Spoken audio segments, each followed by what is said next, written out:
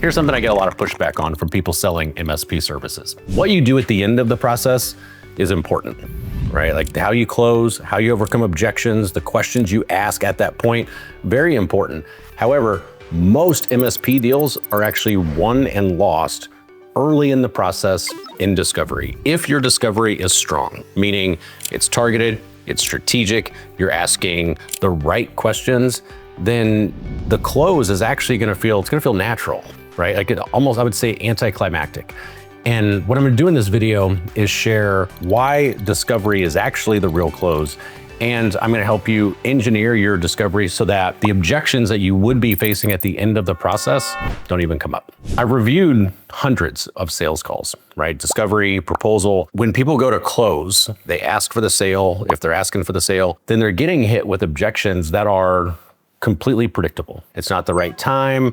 It's more than I thought. I need to check with someone. I'm in an agreement or a contract that I can't get out of. All of these things are objections that we've heard before that we could predict. And that's why they're not really proposal stage problems, right? Like they're discovery stage problems. And they're coming up because most MSP sellers are actually using their discovery process to ask like technical questions and, factual, like, hey, tell me how many servers you've got, tell me, users, this and that. They're trying to get the technical specs in that discovery process instead of really understanding the buying motivations, the buying process, and the things that you need to truly close a deal. Now, here's the way I think of discovery. You're basically planting all of the seeds that you need to close a deal. Every question that you're running in your discovery should be to uncover pain, to clarify like what the gap is between where they are today and where they want to be tomorrow, like in between, like that change is actually the gap. So the questions are identifying what is that gap, where you say, where you want to be. They should define or clarify what level of urgency we have, help us understand what the buying process is going to be, who's involved in this buying process, what steps do you typically go through, what is that going to look like after we leave this discovery process or discovery call, and identify any price sensitivity. And all of these types of questions are really designed to help you identify what are all the reasons that this deal is going to close, right? Like, what are your motivations? What do you really want? What are your aspirations? What are your goals? Like, how does buying this service help you achieve that or move your business forward, or help you identify all the reasons that this deal isn't going to close? Meaning, what are the obstacles I can expect? What are the objections that I can anticipate? And fundamentally, what you're doing is you're using the early stage process to help you create everything that you need later in the process. Meaning, when I ask the right questions and I proactively identify some of what the objections are going to be later, and I get your answer to that, that becomes my rebuttal later on. Like when people are looking for the silver bullet, like, what do you say when? What do you say when? Well, what I say is what they told me back at the discovery phase. One thing that comes up a lot of times is this issue of not ready yet, right? Like, it's somebody that wants to change, like they have some reasons to change, but maybe the cost of switching isn't high enough. And you get to the end, like you have some good ammo early on, right? Like you ask good questions and you've got some answers and you feel like, hey, they want to switch providers. They don't like their current provider or whatever it is. And you get to the end and they're like, it's all well and good, Ray, but we're just not ready to move yet. What could I ask early to help me address that later? Well, one question I love to ask all the time is, hey, so what makes this a now conversation? Why not 6 months from now? Why not 6 months ago? Why is it we're talking today? And I want them to tell me what is the reason that you're in this process today. That's going to help me determine, is there some urgency? And if they tell me, well, we've had a couple issues with our provider today, and they failed to do this and they failed to do this, and it screwed up some client call and some relationship, and we missed a deadline, whatever that is. When we get to the end and they say, I'm not ready to move forward yet, I say, hey, I totally understand. I'm confused though. When we were talking earlier, you had mentioned that staying with the current provider, you were having some challenges with response time, and that was distracting your employees, and there were some issues with productivity. And I think there was even an issue with the client call. And it seemed like those were important priorities for you. Are those not important anymore? My best rebuttal are their words. which means I've got to ask the right questions to have that later on. Now, on the flip side, I'll tell you why not doing this makes it so costly. It's almost human nature to want to avoid objections. Most people, they want to avoid the price conversation. They want to avoid some of the objections, the tension or whatever is associated with that. So they avoid these things until later in the process, until after they've asked for money. And it's a huge mistake because half of the time, you're never even going to hear what the actual objection is, right? When you get to the very end of the process, there are a lot of times you never even hear what the real objection is, right? You as a salesperson are left wondering, what was it? Like, let me try to reverse engineer this. They're ghosting me, they're not responding, or they just told me no, I don't have a full explanation. I never got a chance to actually handle the objections. Even if you do hear the objections at the end of the process, by that time, a lot of times the decision's already made. Assume you're talking to a business, you're talking to a business owner who has a COO, a CFO, this and that. You run your discovery, you give your presentation, you give them the proposal, they go make their decision, and then they come back and they tell you, hey, here's what we decided.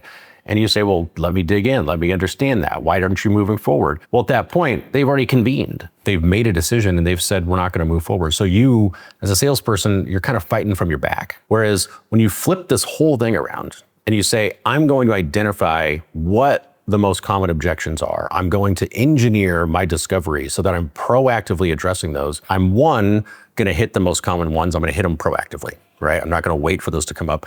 And two, I'm not going to wait until a decision's already been made to try to address them. I'm going to get them out of the gates. And the reality is, discovery is the cheapest time to address objections. The prospect's defenses are lowest. It's when they're most open with information because you're going through like a Q&A, you're going through a process of learning about their business, you're understanding how they use tech, and they're more willing to give you information as you go through, right? Once you've gone through, you've given the presentation, they've seen the price, you've asked for the sale, like now they're a little bit more defensive. It's before they actually turn to installed deals, which is why you as a salesperson want to like hunt those things out, right? As a salesperson, like I know I can't get a decision and have people move forward and give me a yes without addressing the questions, the objections. I need to understand what they are and I need to resolve them. And resolving them in discovery is a hell of a lot easier than it is after you've asked for the sale. So how do you do this? Well, the first step, you document the top 5 objections that you get. Just think through, look at your lost deals, look at the last presentations you've had. If you have transcripts or recorded calls, go back through those and just listen.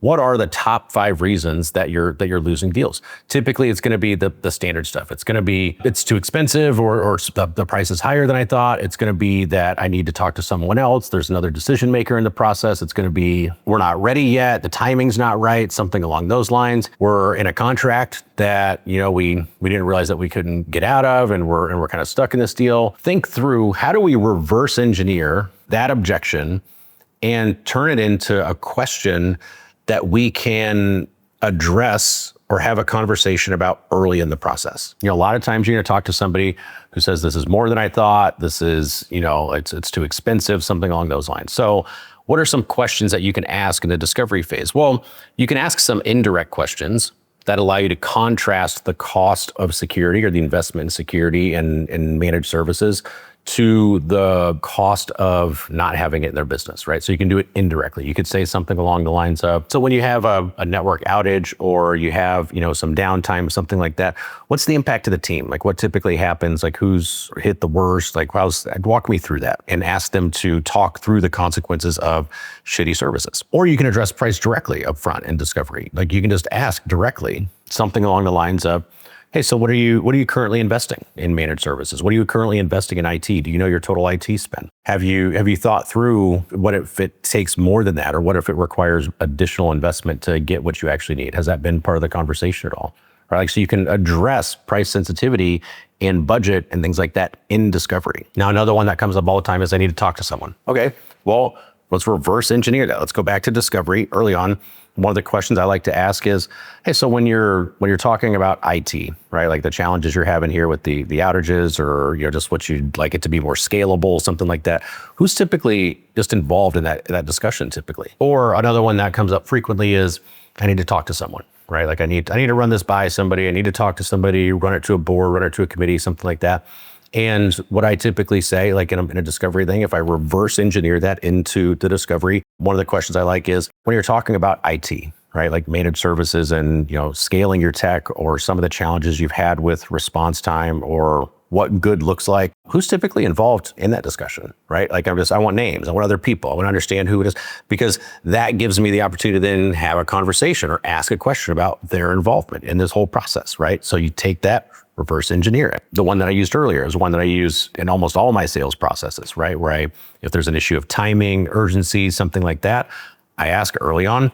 So what makes this a now conversation, not 6 months from now, 6 months ago? So you can see what we're doing. Like you grab those 5 objections, and then you pull those forward and you say, what are questions that enable us to have that conversation right now? Then the third step is you ask those questions in discovery, you write down their answers, you track their answers, and you leverage those later on, right? Like I'm actually a big fan right now of the AI note takers, like having devices. There's Limitless, there's Plod. I'm not endorsed by any of them, but they're recording devices. And, we train our salespeople, like one of them slaps on the back of your phone, and we train salespeople to say, hey, when, the note takers that you see on Teams or on Zoom, like AI note takers, well, I've got one here, and it'll just help me make sure I'm paying attention to our conversation and that I don't miss anything. Is that cool with you? Right? So, capture all of that, right? So that you can use that information later. Go back and take the answers to that, document it, get ready for it so that when you go into proposal or presentation,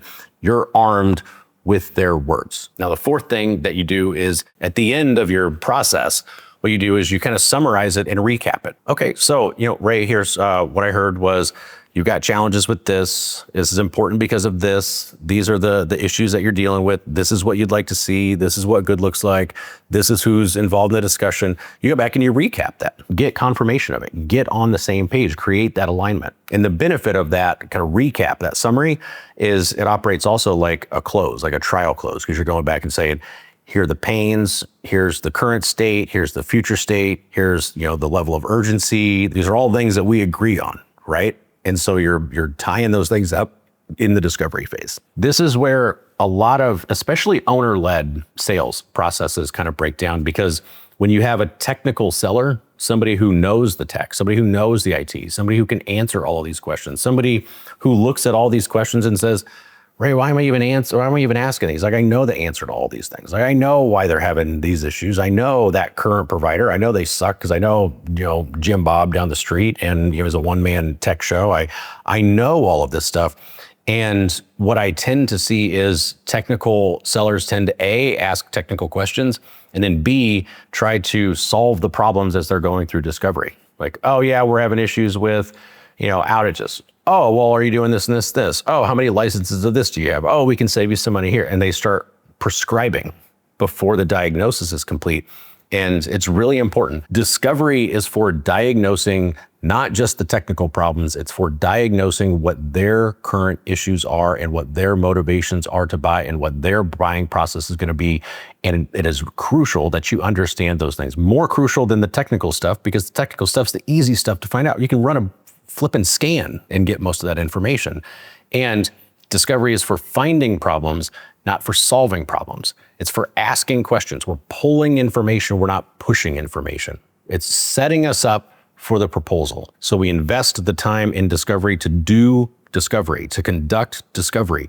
We get all the information we need, we package it together, we get strategic, we present it effectively, and then we have the information from discovery to draw on later in the closing process. So we're not closing and selling in the discovery process. When you do it this way, closing gets anticlimactic, right? Like, this is what I mean, because you've asked all of these questions, you get to a point in your presentation and you say, is there any reason not to move forward? And when there's some resistance, when there's some questions, you can typically draw on what you've already asked. And if you get stuff routinely that you find you're like, hey, I didn't ask this, well, maybe it's time to go adjust the process, right? Go make iterations to your discovery. I'm constantly tweaking, not wholesale changes, but constantly tweaking to make sure, wow, I've heard this 2 or 3 times. Let me just go ahead and bake that question in early in the process. So I hope this has been helpful. Implement it. I promise you, you will get more deals. Now, if you want some access to playbooks, to templates and scripts and things that we use in the sales process, check out mspsalestoolbox.com. You can get free access to our toolbox. We have a bunch of stuff in there already. We're dropping new stuff in there that we work with clients on. So if we create some templates for clients, we'll oftentimes drop it in the toolbox. You have lifetime access to that, absolutely free. Just drop in your email again, mspsalestoolbox.com. Please subscribe to the channel if this has been helpful, and I look forward to seeing you in the next video. Adios.